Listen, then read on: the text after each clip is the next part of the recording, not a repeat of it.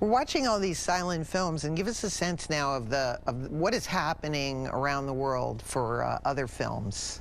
Well, we're just going to start, or looking back.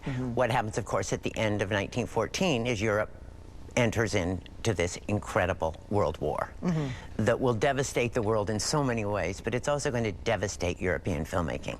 And up till 1914, Europe led the way in terms of technology, in terms of the stories they were telling. Quo Vadis from Italy, Sarah Bernhardt making movies.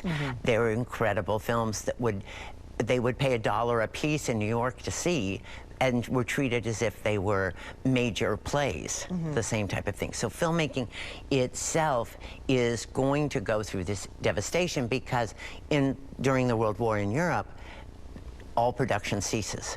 Theaters, production facilities are all taken over by occupying armies. All materials are needed for the war effort. So filmmaking pretty much grinds to a halt for those 5 years. And the devastation in Europe means a boom for American filmmaking. Well, it's such a, I mean, these silent films, I find them, you know, sometimes they're hard to be accessible, and you have such a knowledge of silent films, and you make them, you know, sound so exciting so that we want to watch them. How did you develop this love for silent films? Well, you know, I mean, so many people think of silent films as this herky-jerky Keystone Cop if they haven't seen it before. But when you are exposed to these films on the big screen with, remember, not yet in terms of where we are, but pretty soon these movies are screened with full orchestras. Yes. The power of the music telling the story.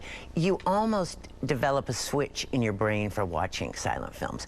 Because nowadays, when we watch movies or television, we're used to watching and doing other things. Right. You can't do that with silent films. They demand your full attention.